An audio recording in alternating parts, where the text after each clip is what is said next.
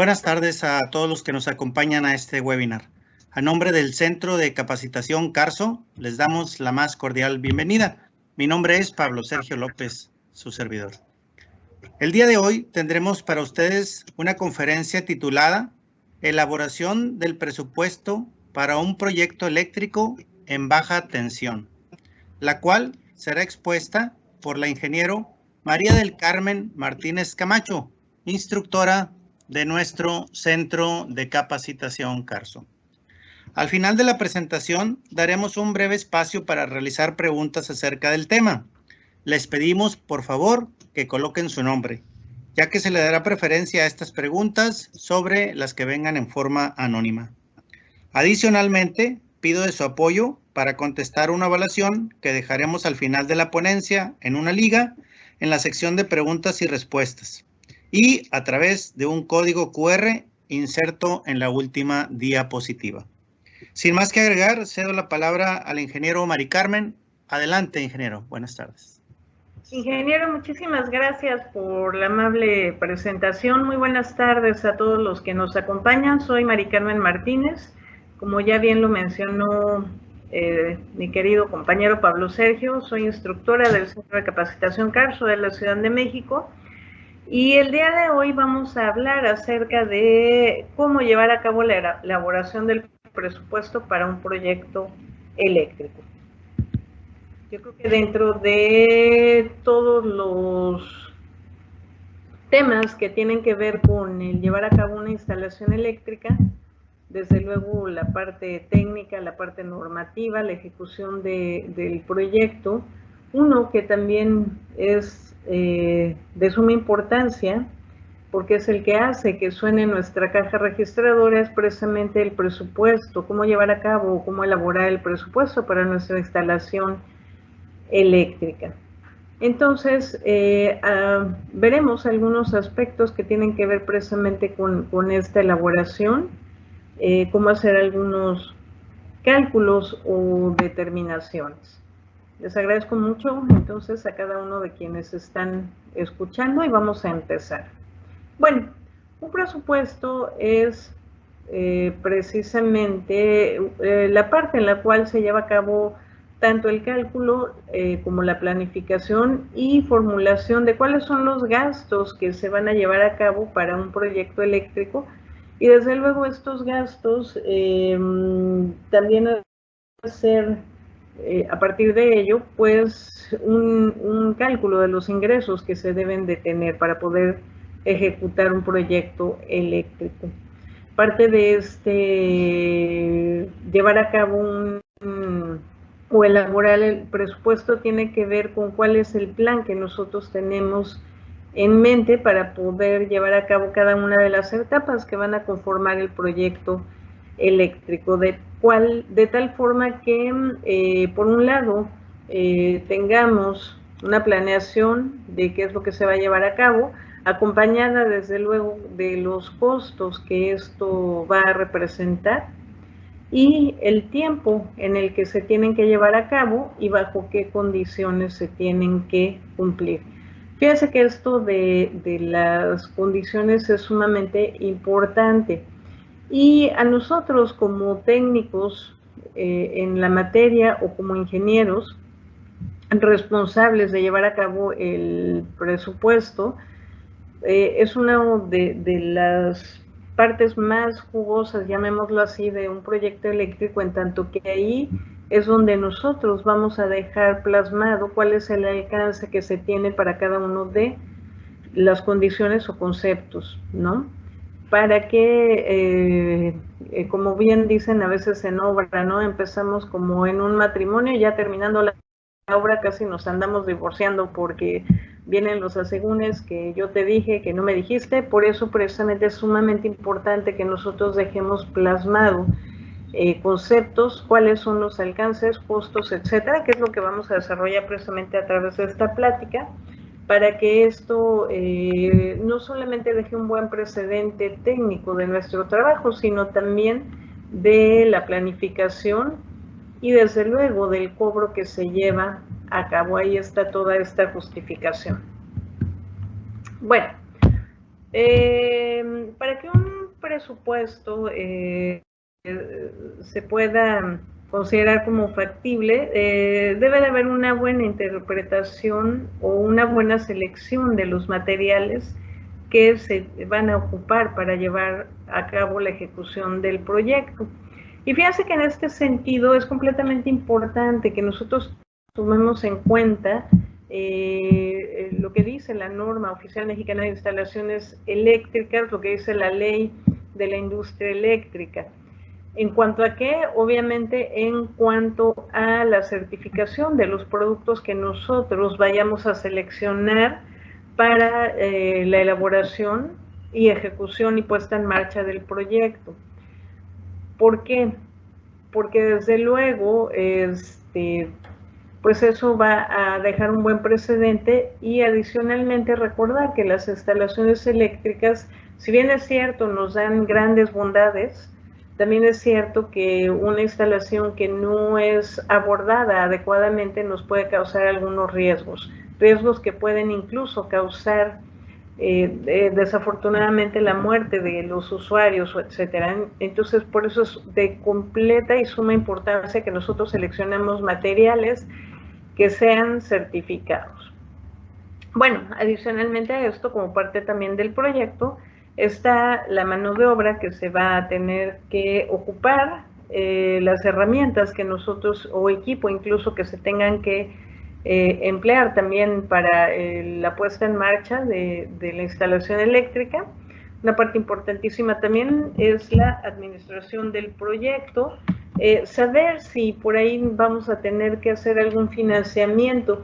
Fíjense que el INEGI reporta que precisamente las empresas pequeñas prácticamente vienen muchas veces financiando a las de mayor capacidad. Entonces, en esta parte del financiamiento, ya lo veremos más adelante, hay que tener mucho cuidado cuando se hace el cálculo. Y desde luego también el cálculo de la utilidad, que es justamente la ganancia que se va a llevar o el técnico o la compañía que esté a cargo del proyecto, el ingeniero, etcétera. Bueno, la elaboración del presupuesto eléctrico, desde luego tiene que ser un gran reto para quien lo está llevando a cabo, en tanto que, por un lado, se deben de tener los conocimientos técnicos para poder aplicarlos y dar solución a las necesidades que el usuario nos está confiando. Y por otro lado, también pues tener una metodología para que se pueda llevar a cabo la elaboración del presupuesto y que podamos cumplir, por un lado, con los requerimientos del cliente, por otro lado, cumplir con la parte técnica normativa, y por otro lado, que este presupuesto que nosotros estamos poniendo en la mesa de quien nos quiere contratar, pues sea económicamente aceptable. Y por económicamente aceptable no me refiero a barato, sino que haya una correspondencia entre precisamente el trabajo que yo voy a llevar a cabo y lo que se va a cobrar por él. Yo creo que esto en muchas ocasiones causa pues cierta controversia, digámoslo así, porque encontrar un justo medio entre el trabajo que se lleva a cabo y lo que se cobra, pues tiene muchas aristas. Bueno, empezando precisamente con una parte técnica, sabemos que la ley de la industria eléctrica, la cual fue modificada por la administración anterior y que salió publicada en el Diario Oficial de la Federación en el año 2014, en el artículo 40 nos habla acerca de que corresponde al usuario final realizar a su costa y bajo su responsabilidad las obras e instalaciones destinadas al uso de la energía eléctrica, mismas que deberán satisfacer los requisitos técnicos y de seguridad que fijen las normas oficiales mexicanas. Entonces, esto me permití leerlo tal cual porque es de suma importancia. Independientemente de que nosotros seamos técnicos o que tengamos conocimientos técnicos de la energía eléctrica, siempre seremos usuarios de ella. Y como tal, tenemos la responsabilidad de estar al pendiente qué pasa con mi instalación eléctrica. Entonces, esto no debemos de perderlo de vista, por favor, porque nuevamente corresponde al usuario final y se tiene esa responsabilidad. Bueno, fíjense que un proyecto eléctrico es un conjunto de gastos e ingresos que se previenen para que se lleve a cabo este gasto en un determinado tiempo y tiene desde luego la finalidad de que este proyecto sea para ocupar la energía eléctrica en sus diversas formas. Existen tres usos básicamente que se le dan a la energía eléctrica y de los proyectos eléctricos, que son a saber la generación, la transmisión y la distribución de la energía eléctrica. Y precisamente dentro de la distribución eléctrica es que se incluye la utilización de la energía eléctrica. Aquí en el gráfico podemos ver en una forma muy general cómo es digamos, la forma en la cual CFE, que es realmente quien lleva a cabo casi estas tres, menos la parte de utilización de la energía, eso ya es obviamente del cliente, pero generación, transmisión y distribución, tal cual, corresponden a CFE.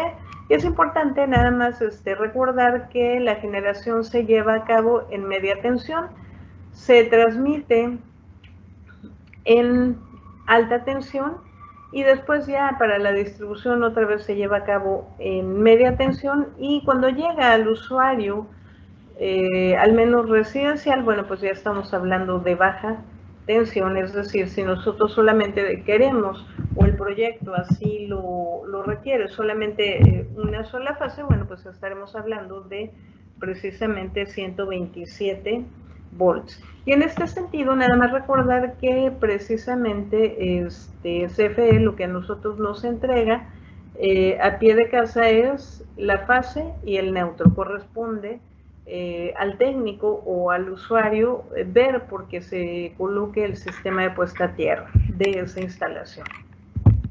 Bueno, fíjense que lógicamente la forma en la cual se puede abordar el darle solución a un problema pues es diverso, es decir, no hay un proyecto eléctrico es único y depende desde luego de la visión de quien lo está llevando a cabo el darle solución. Entonces hay muchas soluciones para una misma situación. ¿Cuál es el objetivo del proyecto? Pues conseguir el mejor desempeño y como siempre, nadie está peleado con su bolsillo, en eso estamos de acuerdo. De tal forma que lo que siempre se esperará de un proyecto es por un lado dar solución y por otro lado que se pueda tener el mejor costo, perdón, para quien va a tener que desembolsar o erogar ese dinero.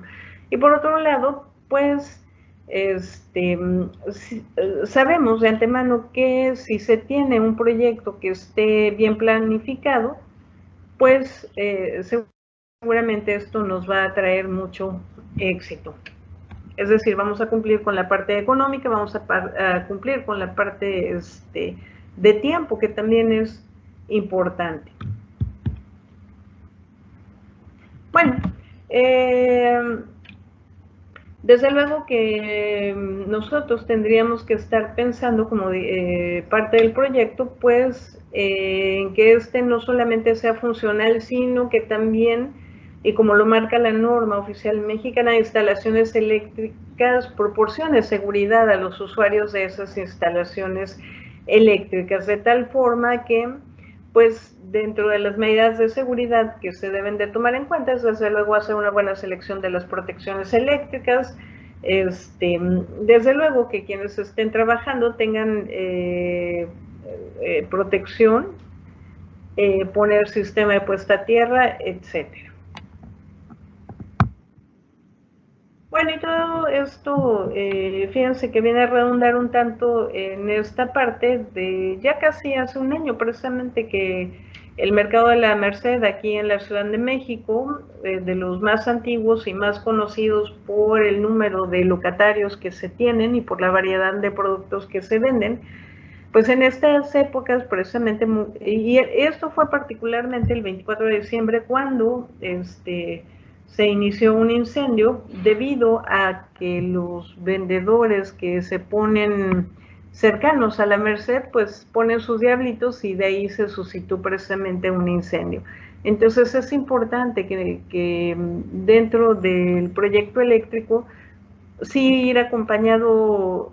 Básicamente yo hablaría de cuatro ejes rectores, digámoslo así. Desde luego la parte técnica, la parte normativa, costo y tiempo de entrega, que es muy importante. Pero los dos primeros, la parte técnica y la parte normativa, son los que nos van a permitir que los usuarios puedan disfrutar muchos años de su instalación eléctrica sin que ésta presente ninguna falla. Bueno, entonces, fíjense que parte del éxito del ingeniero o técnico electricista depende, desde luego, de los conocimientos que haya adquirido tanto en la escuela como en su día a día en el trabajo, pero también es importantísimo que se sepa manejar al personal que se tiene a cargo y que desde luego, en base a la experiencia que se va adquiriendo un día se pueda llegar a ejecutar un proyecto en el menor tiempo y al más bajo costo. O sea, y esto es una constante, de verdad, siempre. Por ejemplo, podemos hablar desde un proyecto muy pequeño hasta un gran complejo hotelero, etcétera.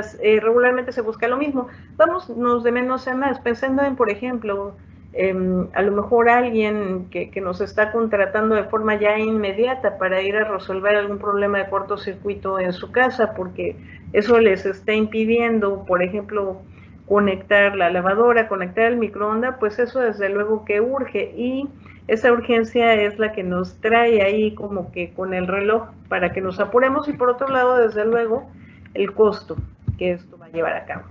Bueno, para que nosotros podamos hacer un buen análisis del proyecto, primero que nada es indispensable que se haga una visita al sitio en el cual desde luego o se va a llevar a cabo la instalación eléctrica o ya se tiene.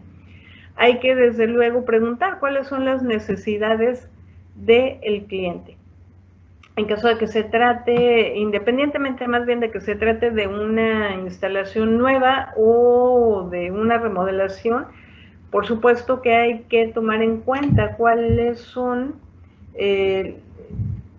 los lineamientos que marca la norma oficial mexicana de instalaciones eléctricas. Una vez que se tiene esto ya estudiado, analizado, etcétera, entonces ya se puede dimensionar el material. Desde luego, es decir, saber qué tanto material es el que yo voy a ocupar para poder llevar a cabo el proyecto, y esto se tiene que hacer en base al diseño, ¿no? Después hay que ver lo de la mano de obra, si es indispensable con una, con dos, con cuántas personas, ¿no? Podríamos llevar a cabo el cubrir esa tarea que nos han encomendado, evaluar costos indirectos y, por último, hacer un cálculo de la utilidad. Bueno, la visita al sitio, estamos hablando de que, digamos, si se refiere a un proyecto que se encuentre en construcción o en obra negra, o a lo mejor es alguien que nos está pidiendo hacer un presupuesto por reparación o ampliación, de todas maneras es indispensable hacer un levantamiento o hacer pues un recorrido a la edificación con los planos eléctricos en mano. Esto es muy importante. Si se cuenta con los planos eléctricos, hay que en base a ellos ir a hacer un recorrido al lugar para saber dónde están las cajas de paso, dónde están las protecciones, cuántos circuitos se tienen, en fin, para conocer de forma general de qué estamos hablando, ¿no? Cuál es el alcance de la instalación. Y de todas maneras, si se trata de una obra que apenas se va a realizar, también es indispensable contar con los planos eléctricos para que en base a eso se pueda cuantificar el material. Bueno, cuando hablamos de un levantamiento, estamos pensando precisamente en que nosotros veamos, como lo vemos aquí en este gráfico, que en realidad lo que se menciona en el plano se tiene en forma real ya o en la obra negra o en este caso en la casa que nosotros estamos evaluando, ¿no? De tal forma que, pues lógicamente, por ejemplo, aquí se tiene una salida de una lámpara que corresponde aquí con el plano. Se tiene un apagador sencillo, bueno, que se tiene aquí, las salidas para los contactos que están tanto aquí como acá. De eso se trata el levantamiento, de que nosotros vayamos, insisto, analizando que lo que se tiene se va a replicar. Dentro del recorrido en el sitio o el levantamiento, como ya lo hemos mencionado, nos va a dar las siguientes ventajas. Es ver que en efecto se estén ejecutando los arreglos necesarios para poder llevar a cabo la obra tal cual como se planeó a través del diseño eléctrico, y esto ya puesto en un plano eléctrico. Entonces es indispensable estar ahí para verificarlo. Y también porque desde luego esto nos va a permitir en general hacer un conteo de todo el material que se va a tener que necesitar para la obra, ¿sale? Y por supuesto también ver si tuviésemos alguna duda o etcétera. Siempre es indispensable entonces acudir justamente al sitio para ver que se esté llevando a cabo, digamos, la ejecución de lo que se tiene en plano. Si fuera una obra nueva, pues estar al pendiente de que en verdad todo esté de acuerdo a cómo se tiene la planeación. Es mucho más fácil corregir ahorita antes de, por ejemplo, de que echen paredes, de que echen losa, a que ya se trate de corregir después. ¿Se puede hacer? Sí, sí se puede hacer, pero tiene un costo adicional. Entonces es ahí donde, por eso hay que estar siempre al pendiente de qué es lo que se está llevando a cabo. Bueno, entonces, pues no, cuando hablamos de una visita a sitio y cuando hablamos de llevar a cabo un levantamiento, no se habla de hacerlo una única ocasión. Dependiendo de la extensión de la obra que se tenga que llevar a cabo, pues quizás se tenga que hacer varios levantamientos, y esto no tiene ninguna limitante. Es preferible hacer el número suficiente de estos que nos dé y que nos arroje toda la información que es indispensable para que nosotros podamos precisamente corroborar e incluso en su caso optimizar lo que ya se tiene planteado, ¿sale? Bueno, fíjense que de las necesidades del cliente en el tema eléctrico podría decirse que son bajo estos ejes rectores. O sea, trata de una instalación nueva, es decir, que estamos partiendo prácticamente de cero, como es el caso de acá. O se trata de una remodelación o ampliación. Quizás también nos estén contratando para dar reparación a algún circuito o a toda la instalación, según sea el caso. Y otro de los temas por los cuales existe la necesidad del cliente es porque quizás por la carga que tengan conectada y por no haber hecho una buena planeación de su instalación eléctrica, están dentro de lo que se conoce como tarifa DAC. ¿Qué es la tarifa DAC? De acuerdo al esquema tarifario vigente de CFE, la tarifa DAC es la doméstica de alto consumo. Aquí nada más rapidito recordar que CFE para el tema de tarifas vigentes, estamos hablando que para el casa habitación se tiene desde la tarifa 1, 1A hasta la 1F. Recordar que a partir de la 1A, cada una de estas tarifas se tienen amarradas a la temperatura media que se tiene en los meses más calurosos del año. De tal forma que, por ejemplo, en el estado de Morelos ya les corresponderá la tarifa 1A.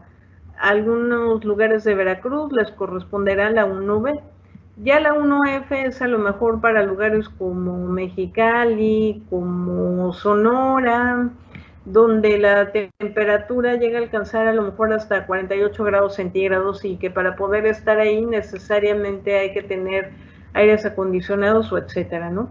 En el tema de la tarifa DAC, para cada una de las tarifas se tiene un tope de consumo anual. En el caso, por ejemplo, de la tarifa 1 hablamos de 3,000 kilowatts hora por año móvil, que es un año móvil que no se considera precisamente de enero a diciembre, puede ser febrero a enero del siguiente año, marzo a febrero del siguiente y así, etcétera, ¿no? Bueno, y el tema con la tarifa DAC es que ya no hay subsidio gubernamental, de tal forma que quienes entraron en DAC, si regularmente se tiene un consumo de superior a los 500 kilowatts por bimestre, pues cada uno de ellos ahorita se están cobrando por ahí de 4.20, o sea, es muy alto el costo. Estamos hablando de que se pagan aproximadamente entre 3,500, 4,000 pesos, bueno, y de ahí dependiendo de la carga que se tenga conectada. Entonces también es factible que alguien nos pida ayuda o nos contrate para darle control a esto, ¿no? Bueno, ok. Entonces, fíjense, las necesidades que hemos visto ahorita, que tiene que ver con lo que el cliente o para lo que el cliente nos ha contratado, nosotros, lo referente a la carga, habría que hacer diferentes circuitos derivados para el alumbrado, para pequeños aparatos, para cuartos de baño, para lavadoras y para otras cargas, entre otras cosas para diversificar la carga y también para darle cumplimiento a la norma oficial mexicana. Bueno, fíjense bien, las especificaciones son los requerimientos exigidos en los proyectos y presupuestos para que ahí en estas especificaciones se pueda definir con precisión y claridad cuál es el alcance de los conceptos del trabajo. De tal forma que esto de las especificaciones es absolutamente importante que nosotros lo llevemos a cabo, en tanto que nos van a dar cuál es el alcance. Hace un rato les comentaba que es muy común en obra decir, empezamos como matrimonio, estamos en luna de miel y terminamos divorciándonos, porque a veces estos alcances no se precisan. Es sumamente importante. Yo sé que muchas veces, si a lo mejor a mí me contratan porque tuvieron, insisto, por ejemplo, este tema de la tarifa DAC. Bueno, en el alcance habría que poner trabajos para poder hacer cierto número de circuitos derivados que me permitan bajar la tarifa DAC porque estoy sobrecargando circuitos, ¿no? O sea, sí hay que ser muy específicos en el alcance para que después no haya problemas, ¿no? Sé que a veces llevarlo a cabo, es decir, hacer una contratación verbal es mucho más sencillo, eso no nos queda la menor duda, pero las ventajas de tener todo por escrito es que aquí está justamente hasta dónde llega, cuáles son los límites, para que no haya después pues alguna controversia, ¿sale? Bueno, entonces, pues simple y sencillamente, sin estas especificaciones, pues no se podría llevar a cabo el presupuesto de un proyecto. Bueno, en lo referente al diseño del proyecto, es importantísimo que nosotros tomemos en cuenta la norma oficial mexicana de instalaciones eléctricas, es decir, la NOM 001-CD, la cual tiene como objetivo principal establecer las especificaciones y lineamientos que son desde luego de carácter técnico y que nos van a permitir al usuario tener una utilización de esta energía eléctrica bajo los más altos estándares de seguridad para desde luego él y su familia y desde luego sus bienes materiales, ¿sale? Por eso es importantísimo tomarlo en cuenta. Ahora bien, fíjense que en el artículo 110.2 de la NOM nos habla de que los productos que se destinan para ser parte de una instalación eléctrica deben de cumplir con las normas oficiales mexicanas. En caso de que estas no existieran, con normas mexicanas, y a falta de estas, ostentar las especificaciones internacionales. Y esto es lo que hace la diferencia entre que una instalación eléctrica pueda llegar a durar 40 años y estar funcionando perfectamente, claro, siempre y cuando cumpla con los requerimientos normativos, o que en poco tiempo ya no se esté dando problemas de calentamiento, o incluso que se pueda llegar a hasta tener un incendio. Bueno, también parte de la norma nos habla acerca de que los conductores que deben ser usados para una instalación eléctrica son de cobre, a menos que esta norma marque algo diferente, pero al menos lo referente a baja tensión estamos hablando de cobre. Y en este caso, pues es importante diferenciar en un conductor la parte del aislamiento y la parte conductiva. Nosotros sabemos de antemano que el cobre tiene una temperatura de fusión de 1080 grados centígrados, 1083 para ser precisos. Es decir, aguanta muchísimo. Sin embargo, quien nos permite tener una limitación en esa corriente es precisamente el aislamiento. Si este se abre, va por ahí a ocasionar una falla a tierra o un cortocircuito, el cual nos estaría dando aviso de que algo está pasando con la instalación eléctrica. Desde luego, antes de que se funda el cobre, y ya hablando de más de 1000 grados centígrados, imagínense qué terrible sería todo ello, ¿no? Bueno, la propuesta de Condumex para dar solución a esto de los conductores eléctricos está en alambres y cables Linanel 21, que son conductores del tipo THWLS, THHWLS, que son para 90 grados centígrados, 600 volts, y que están marcados tanto para poder ser ocupados, por eso tienen esta terminación de ST. Esto significa que pueden ser usados en soporte tipo charola a partir del calibre 4, de acuerdo a lo que marca la norma, 4 AWG desde luego,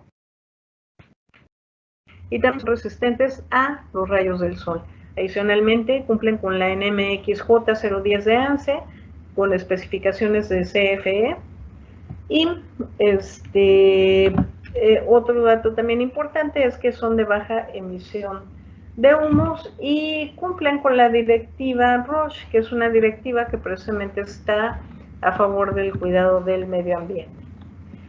Bueno, dentro de este tema de los conductores eléctricos, la norma oficial mexicana nos marca precisamente que en el caso de los conductores para el neutro, estos tendrían que ir en color blanco o gris claro. En el caso de los de la tierra, tendrían que ir en verde, verde con franjas amarillas, o también puede ser desnudo. Los conductores de fase, que son los que están en estos colores, también se le conoce como conductores vivos. Son cualquier color diferente de los que se emplean tanto para la tierra física como para el neutro. Para que nosotros podamos hacer una buena selección de estos conductores a través de la tabla 310.15b16 de la norma, es donde podemos ver cuáles son las capacidades permisibles, es decir, la capacidad de conducción de corriente. Y aquí nada más comentar que tanto para cobre como para la otra parte de la norma, de esta tabla, la temperatura normal, digamos, del aislamiento es para 60, 75 y 90 grados. Si nosotros tenemos una carga que no supere los 100 amperes, debemos de basarnos en esta columna, en la de 60 grados. ¿Por qué? Precisamente porque el conductor eléctrico es una parte de la instalación, pero no es el todo. Entonces se ensambla a su vez a otras terminales, apagadores, contactos, etcétera. Entonces siempre hay que tener precaución porque, ya decíamos, si yo tengo un conductor de cobre, la temperatura que puede aguantar antes de que se funda es altísima. pero no siempre ocurre con todas las terminales, porque no siempre son cobre, a veces son aleaciones con cobre, entonces baja muchísimo esta conductividad y podrían llegar a quemarse si nosotros, en ese caso, estuviésemos empleando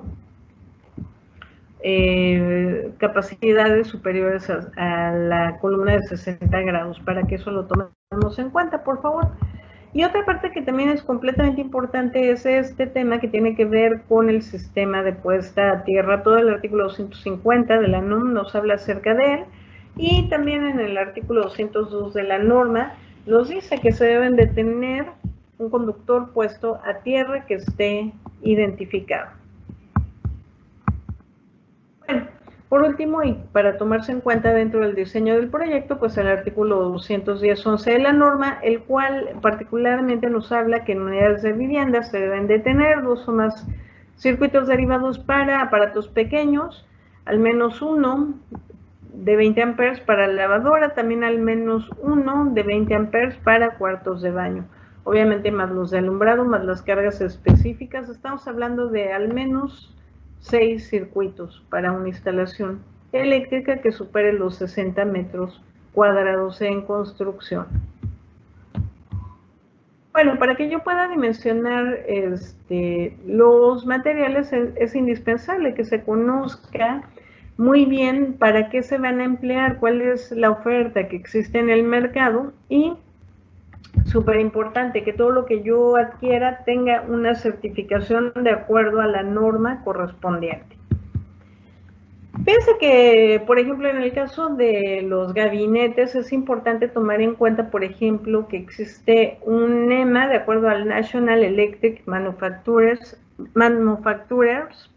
Association, y que existe, perdónenme, desde el NEMA 1 hasta el 12. Ahorita nada más les voy a mencionar algunos. Esto es muy importante porque dependiendo de dónde vayamos a colocar estos gabinetes, por ejemplo, si yo quiero tenerlo dentro de casa, bueno, con el NEMA 1, que es de uso general, con eso ya estaríamos bien, ¿no? Servicio en interior, condiciones normales del medio ambiente. Sin embargo, por ejemplo, yo lo voy a dejar a la intemperie. Bueno, tendríamos que buscar alguno que cumpla con ello. Por ejemplo, a pruebas de agentes exteriores, eventualidades del tiempo, caja indicada para uso a la intemperie. 3 no sería suficiente. Si sabemos que adicionalmente estamos en un lugar donde frecuentemente llueve, como por ejemplo, no sé, Tabasco, Chiapas, es aquí dentro de la República Mexicana, ¿no? Pues habría que encontrar alguno que sea a prueba de lluvia. Y así sucesivamente. Bueno, fíjense que, por ejemplo, para que nosotros podamos calcular el precio de adquisición de los materiales, es indispensable tomar en cuenta lo siguiente. Ciertamente hay que tomar en cuenta cuánto nos costó este material, más el precio de transporte, más el precio de carga y descarga del material y los desperdicios o merma. Todo esto entraría dentro del precio de adquisición, ¿sale? Y esto es bien importante que nosotros lo tomemos en cuenta, porque no es solamente que yo ya fui o con el distribuidor o con el fabricante, dependiendo de la dimensión del proyecto, y me diga, te lo voy a dejar en tal costo. No, porque también es importante, bueno, ya me lo dejó en este precio de adquisición, y el transporte, y si quedó cerca, y si no lo tienen en lugares cercanos. Fíjense que hace poco unos compañeros, alumnos, del centro de capacitación tenían un proyecto de un hotel en Puerto Vallarta, y el lugar más cercano del cual podrían llevarles el material era precisamente de Ciudad de México. Entonces imagínense que a lo mejor ahí al distribuidor ya no le es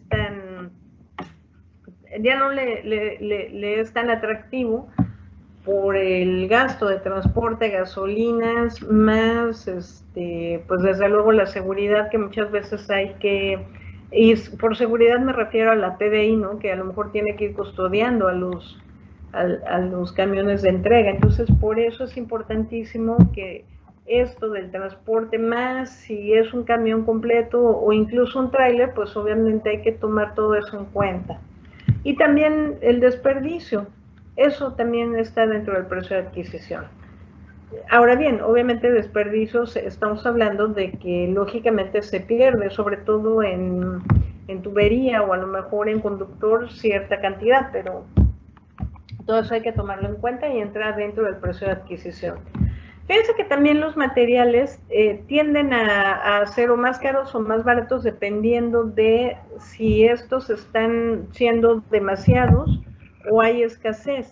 La escasez, ¿a qué se podría deber? Pues lógicamente, una, la demanda del mercado, dos, por ejemplo, ahora es un buen ejemplo. La emergencia sanitaria ha sido un ejemplo de muchísimas cosas. Me refiero, si nosotros tuviésemos que exportar material, por ejemplo el cobre que viene en cantidades industriales de Chile, pero por la emergencia sanitaria se tuvieron que cerrar fronteras durante algunos meses, entonces ahí hay escasez, ¿sí me explico? Entonces también depende de eso, de las fluctuaciones, es decir, qué tanto varía, tanto a veces el precio del dólar o el precio del propio producto. Y hablando otra vez, por ejemplo, del cobre, si de repente por allá en el Capitán, que es una de las minas más importantes de cobre en Chile, por ahí hacen alguna huelga o etcétera, pues lógicamente arman una situación económica muy, muy importante. Entonces, también hay que tomar en cuenta cuáles son las fluctuaciones que hay, en qué moneda estamos nosotros adquiriendo esos materiales. Bueno, lo referente al transporte, carga y descarga de material son costos que regularmente dependen desde luego de la distancia a la cual se tengan que transportar, y regularmente este precio se va a mandar a... Bueno, puede haber dos cosas para el transporte, carga y descarga del material. Una es integrarlo en el precio de compra del material y el otro es cargarlo a quien nos está, o para quienes estamos trabajando por separado.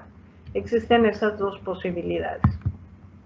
Luego, el almacenamiento de material también es pues importante, ¿no? Si no tenemos, o sea, si nosotros apenas vamos trabajando y existe la posibilidad de que si se deja eso en obra, pues a la mañana siguiente ya no amanezca, pues hay que tenerlo almacenado, y el almacenaje cuesta, también hay que tomarlo en cuenta.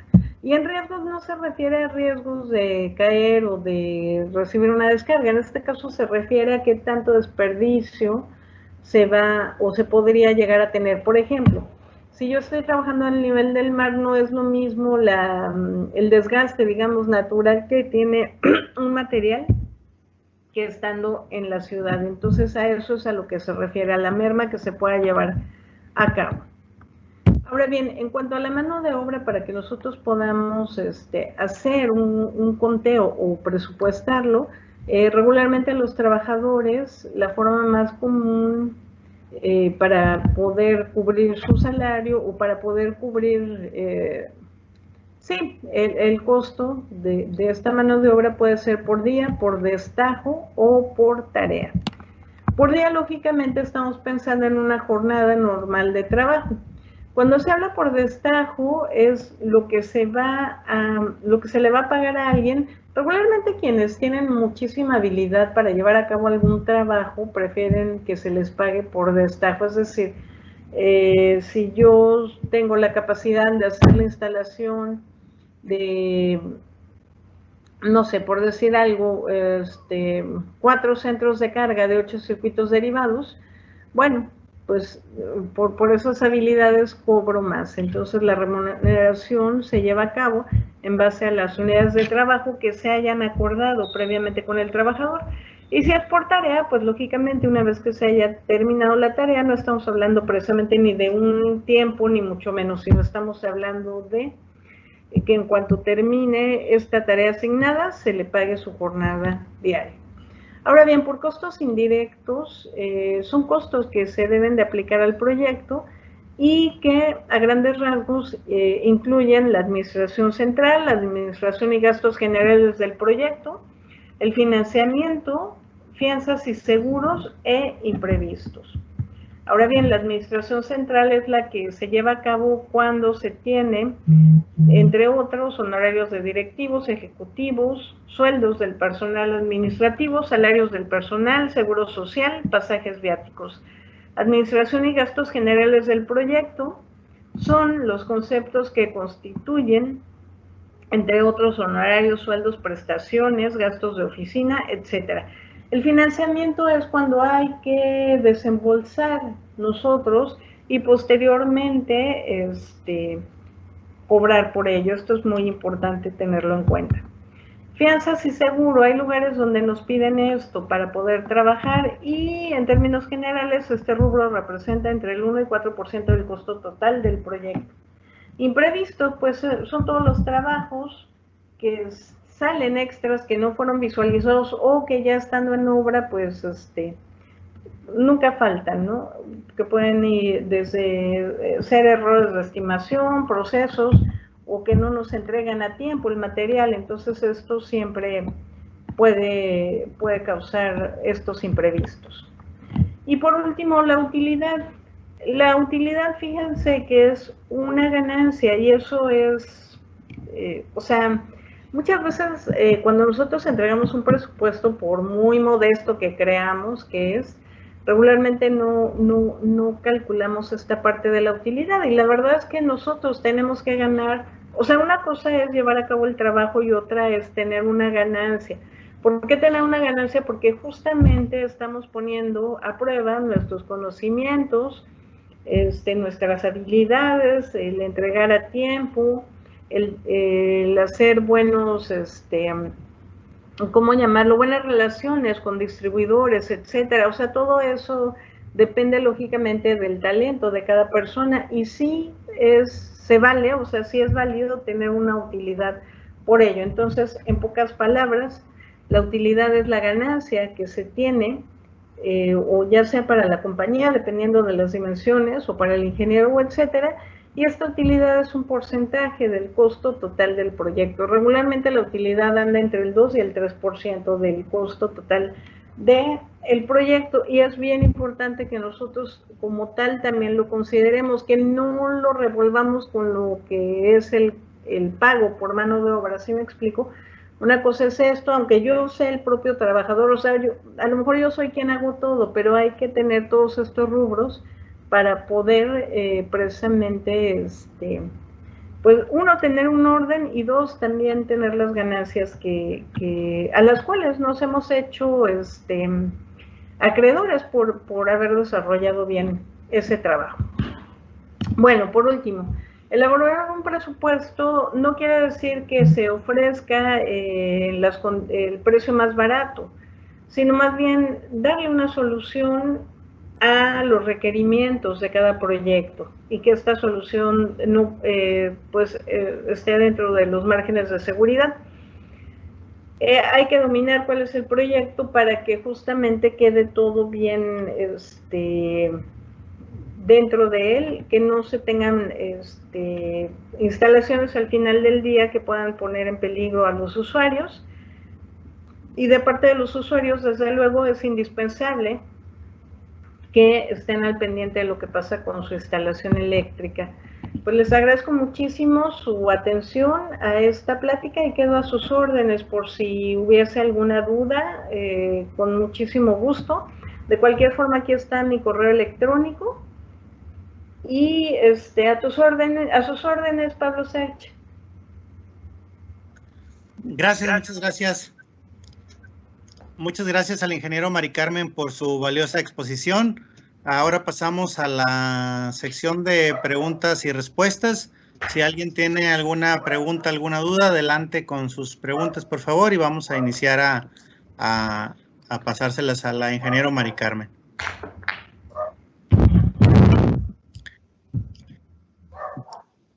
Ingeniera, primero que nada me pregunta Luis García que si le puedes dar una orientación acerca del cobro normal en la zona centro-occidente por salida cuando se hace una instalación eléctrica, ¿cuánto se cobra por salida?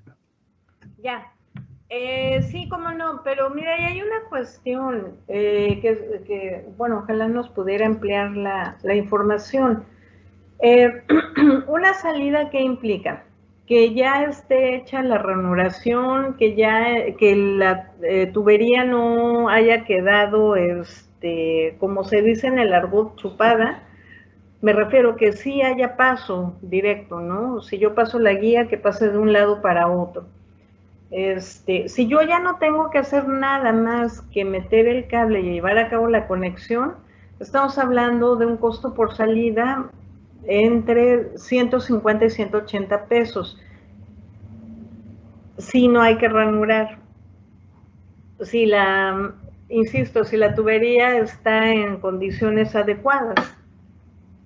Si hay que hacer un trabajo adicional, también hay que ver pues cuál es la herramienta que se va a ocupar y qué es lo que tendríamos que hacer, pero nada más así, la salida sola estamos hablando entre 150 y 180 pesos.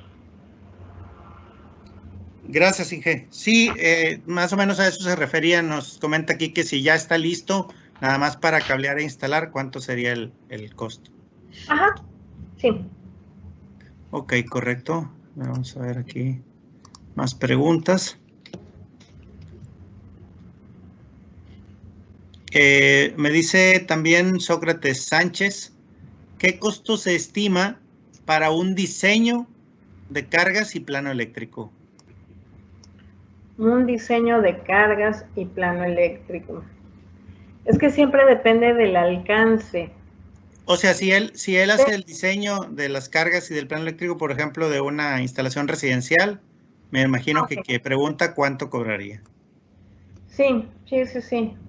En ese caso estamos hablando, insisto, dependiendo del alcance, pero por el plano y por el diseño estaríamos hablando de 1,500 pesos aproximadamente. Excelente. Pero depende. Ajá. Depende también, sí, del tamaño del proyecto y de todo lo que va a implicar, ¿verdad? Lo que decías ahorita en la presentación, las visitas y las revisiones. Exactamente, así es. Correcto. También me pregunta el señor Sánchez que si existe algún tabulador de mano de obra para las casas habitación. Existe un manual que se llama BIMSA, en el cual sí está ahí, digamos, tipificado, por llamarlo así, cuánto es lo que se debe de cobrar. Pero creo que tener la licencia para BIMSA está casi tan cara como para el Opus. O sea, sí son, ¿cómo se llama? Aplicaciones que son importantes porque nos ayudan ahí a cuantificar, pero en contraparte es el costo de ellas. Ajá, pero son muy buen referente también ahí. O sea, la información que ahí se vierte es muy importante para que nosotros podamos tener esa información. Entonces sí existe y puede verlo ahí en BIMSA. Ok, correcto. Muchísimas gracias. Sí. Nos pregunta el señor González Hernández, ¿cómo se desglosaría o cómo se puede desglosar la parte de la distancia en ranuras y su grosor? ¿Cómo puede desglosarse? Sí, o cómo se cobra, por ejemplo, la cuestión de la ranura en cuanto a la distancia y eso. Ah, ok, ya. Pues, mira, no, ahora sí que ese dato sí no lo tengo a la mano, pero, ok. Es que también ahí hay también otra situación. Hay que ver si es mampostería, hay que ver si es que siempre depende del material. Efectivamente, como él bien lo menciona, depende de las dimensiones de la tubería. No lo tengo a la mano, pero tengo aquí mi correo, se lo puedo averiguar y con mucho gusto, si me regala un correíto a vuelta de correo, con mucho gusto se lo puedo investigar y se lo puedo mandar. Ok, correcto, muchísimas gracias. Estamos al pendiente con él y que nos escriba para mandarle su información. Me pregunta, al parecer, Héctor Camacho, dice que no entendió muy bien, para la tarifa DAC, ¿cómo es que se puede reducir la cantidad de circuitos? Creo que entendió mal.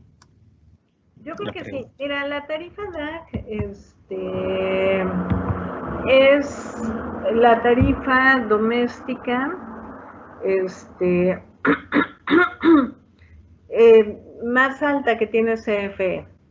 Entonces yo lo que les mencionaba es que, por ejemplo, si voy a usar aquí mi colorcito, si me permiten. Si yo tengo aquí si yo ya caí en tarifa DAC y estamos hablando del área metropolitana de la Ciudad de México o área metropolitana, caí en la tarifa DAC por una razón, porque en un año móvil, y me refiero a año móvil como lo marca CFE, porque no estamos hablando precisamente de enero a diciembre, puede ser de febrero a tal, etcétera, no siempre cuando se cumplan 12 meses, eso es a lo que se refiere, ¿no? Kilowatts hora. El máximo que se tiene para la tarifa 1, insisto, que es en Ciudad de México, es 3,000 kilowatts hora por 12 meses. Si esta tarifa se llega a rebasar, inmediatamente, me refiero en el 3001, ya se estaría en tarifa DAC. ¿Cuál es la situación con esto? Que tendríamos que pagar cada uno de los arriba de 500 kilowatts que se consumieron por bimestre, a 4.20, 4 por ahí anda la tarifa en este momento. O sea, es muy alto. Yo lo que me refería, a lo mejor es la pregunta de él, es que muchas veces, a lo mejor yo tengo solamente 2 circuitos derivados para toda la casa. A lo mejor en uno mandé el alumbrado y en otro mandé todo lo que son los contactos.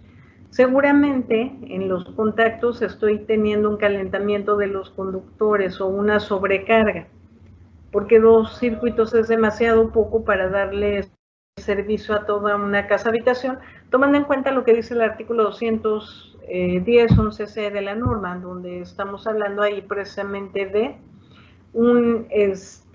por lo menos tener 2 para pequeños aparatos, 1 para lavadora, 1 para cuartos de baño, más 1 de alumbrado, más el de cargas específicas como el microondas, como el aire acondicionado, etcétera, ¿no? Entonces, si yo solamente tengo 2 circuitos y tengo muchas cargas conectadas en casa, la probabilidad de que CFE me mande a esta tarifa DAC es muy alta. Pero depende de 2 cosas, obviamente del número de circuitos que me hayan diseñado para mi casa, y el más importante, de cuál es la carga que yo voy a tener conectada. La cuestión es que si yo tengo una carga alta, es como lo conveniente es tener varios circuitos derivados que me permitan tener, por ejemplo, un circuito específico para el microondas, un circuito específico para la lavadora, un circuito específico para el aire acondicionado, para que estos que son de alto consumo queden solititos en un único circuito y entonces no provoque calentamiento, que se ve reflejado como en el cobro de CFE. A lo mejor a eso es a lo que se refería. O sí, me referí yo más bien.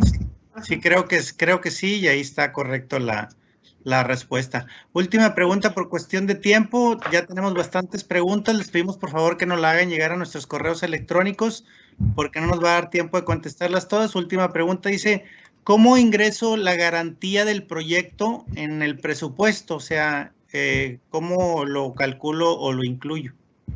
Nos pregunta Mario Guerrero. Ajá, tendría que ser como un porcentaje como un porcentaje del proyecto que no supere el 5%. Ahora bien, mucha gente lo que hace para ciertas instalaciones o para ciertos equipos es hacer pólizas de garantía justamente, pero eso ya aplicaría como algo completamente extra al proyecto, pero la garantía puede ser tomado como un porcentaje nada más del total del proyecto.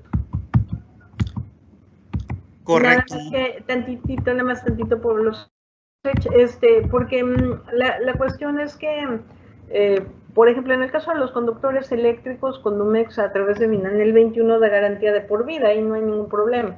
Pero hay otros fabricantes de otros elementos de la instalación eléctrica que ya no te dan garantía, pero ni por 2 días, ¿no? Entonces hay mucho ojo con quién, qué y con quién se compra, nada más. Claro que sí, muchísimas gracias. Bueno, pues es todo. Nos despedimos. Muchas gracias a la ingeniero Mari Carmen por esta ponencia. Gracias, ingeniero. Muchísimas gracias a todos. Que tengan felices fiestas. Un poquito adelantados, pero mil gracias. Les pedimos, por favor, que si no nos ha dado tiempo de contestar sus preguntas, las hagan llegar al correo electrónico que aparece en la diapositiva y el ingeniero amablemente las responderá.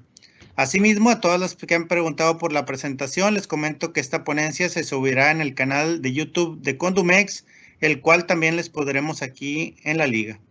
Finalmente, les pido que nos ayuden a contestar una pequeña evaluación que está inserta a través de este código QR que se muestra en la pantalla. A nombre del Centro de Capacitación Carso, agradecemos a cada uno de ustedes su presencia a este webinar y los invitamos a seguir participando en estos webinars y inscribirse a través de nuestras redes sociales. Como dijo la ingeniera, felices fiestas a todos y muchísimas gracias. Quedamos atentos a sus comentarios en nuestro correo. Muchas gracias y hasta luego.